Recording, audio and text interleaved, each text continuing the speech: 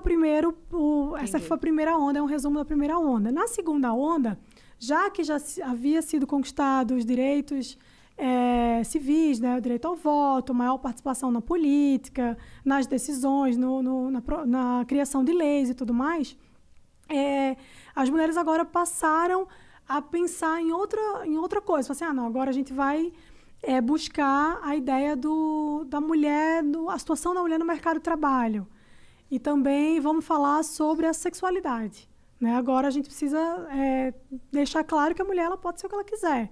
Ela não tem que ser mais uma mulher submissa ao homem e tudo mais. E, mais uma vez, isso tudo porque quando a gente fala assim, dessa forma, fala, mas tudo bem, né? Ué, tem algum problema a mulher ser submissa ao homem? Não. Não é essa a questão. De fato, não tem que ser submissa a ninguém, nem ao movimento feminista. Mas a questão é que o objetivo sempre era, e é bom ter sempre isso em mente, o objetivo final sempre era a revolução. Então, assim, não era porque elas não podem ser submissas ao homem, é porque elas deveriam ser submissas ao Estado. Era sempre ao Estado. Então, na segunda onda, já começa muito essa pauta da sexualidade. E aí você tem na segunda onda nomes muito importantes como Firestone. Depois vai aparecer uma influência ali da Simone de Beauvoir, que é muito mais presente na terceira onda. A terceira onda já é a onda que vai falar sobre ideologia de gênero. Já é a onda que vai dizer assim, você não precisa ser mulher, você pode ser homem, você pode ser um unicórnio, o que você quiser.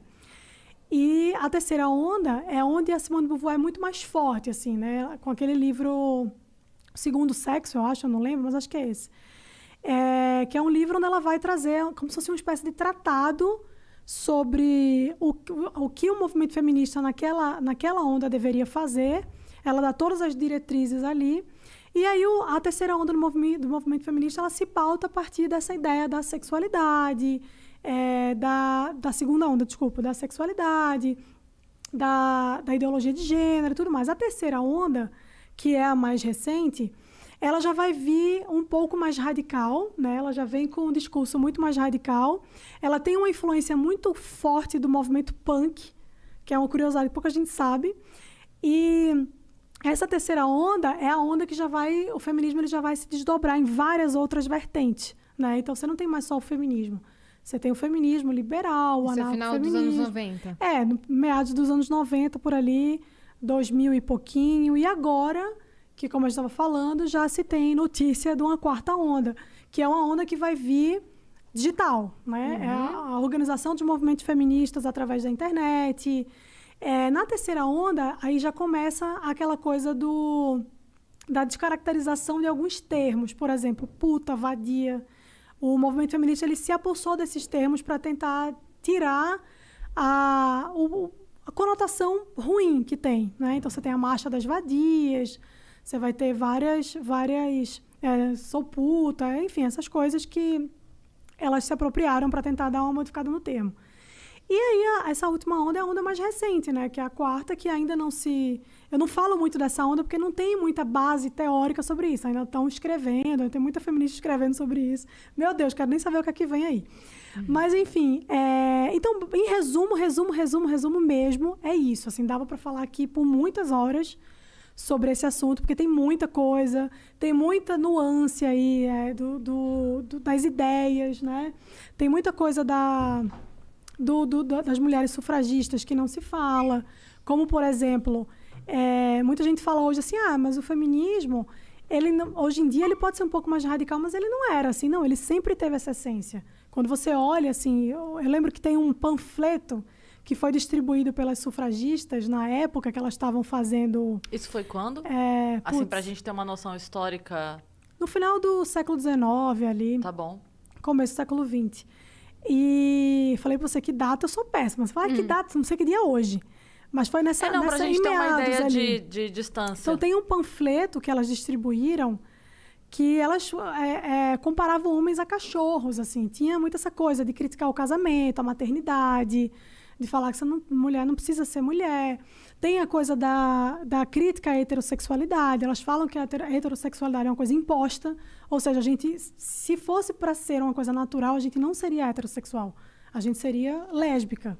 Então, assim, tem muita teoria que existe dentro de todo o movimento feminista, tem muita coisa, você entra em muitos aspectos aí que, obviamente, se eu fosse falar aqui, ia ficar o dia inteiro. Mas é muita coisa. Então, assim, a minha ideia com esses stories era trazer esse panorama e dizer, nos olha... Nos próprios stories tem um pouco mais detalhado tudo isso. Tem muita coisa mais detalhada, tem... eu falo lá do movimento da pluma branca, que eu também não vou falar o que é, eu vou mandar todo mundo pesquisar aqui, porque é um negócio muito pesado. Então, assim, tem várias coisas aí que, se você for pesquisar, você vai falar, putz, mas é isso, caramba. Mas você vê que não é exatamente como você... Porque, assim, o feminismo, ele vende muito uma propaganda, que é o que eu falo, assim, que é o que a maioria das pessoas compra, né? Que é a propaganda do, não, mulher tem que ser o que ela quiser, direitos iguais, tudo mais.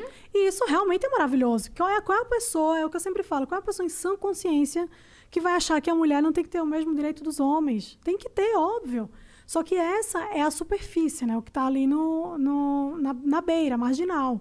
Quando você vai entender o que é, de fato, o movimento feminista, como ele se estrutura, qual é a base teórica, de onde ele se origina, qual é o objetivo final, aí você entende que, pô, não é só eu quero direitos iguais. Você entende que tem toda uma conotação ideológica, né? O feminismo, ele é um braço do socialismo. E aí, se você não é alguém que compactua com essa ideologia, você é cortado a cabeça fora, né? Que foi o que aconteceu comigo. Eu falo muito dessa minha experiência. O feminismo, ele fala muito sobre, não, é pela mulher, é sobre a mulher. Mas qual mulher? Porque eu também sou mulher. Desde que concorde. Mas porque eu discordei, então, assim, tem um movimento aqui no Brasil... Tipo, ou você tá com a gente ou você tá contra a gente. Exato, E não é bem isso, né? Assim, não é esse o ponto. Eu posso... Isso você, pra criar esse embasamento, você pesquisou em livros escritos por feministas. Sim. Até porque não tem muito, assim, temas que eu conheça, não tem uma base bibliográfica muito grande contra o feminismo. Hoje tem mais livros. É mais atual, assim, mas... Tudo isso eu vi lendo as próprias feministas, né? Lendo todas elas. Beth Friedan, a Firestone, a Simone de Beauvoir, que é uma pessoa que tem eu não consigo entender como as pessoas idolatram a Simone de Beauvoir. É um negócio bizarro. Porque a história dela é muito perversa. A mulher tinha uma relação duvidosa com galera nazista. A mulher era pedófila. Ela fez um monte de merda lá. Fez um monte de merda, assim. Tinha relação, abusou de alunas. Ela teve a licença dela para... ensinar na França caçada, porque ela era acusada de abuso de menor de idade. Então, assim, como é que essa mulher pode ser ícone de um movimento que diz lutar pelas mulheres? É tão contraditório, entendeu? E mais o que eu falei... Mas é porque nunca é o que se fala, né? Mas quem fala. Exatamente, é quem fala. E aí, a partir do momento que aquela pessoa... A gente decidiu que essa pessoa tá com a gente, então qualquer coisa de ruim que haja sobre ela, a gente vai esconder. Pra que não... É aquela coisa, né? Eu não consigo atacar o seu argumento, então eu ataco você. É bem por aí. E a mesma coisa ao contrário. Eu não consigo justificar o argumento, então eu vou endeusar a pessoa, porque aí tudo que ela disser... as pessoas vão ter que aceitar, porque eu endeusei.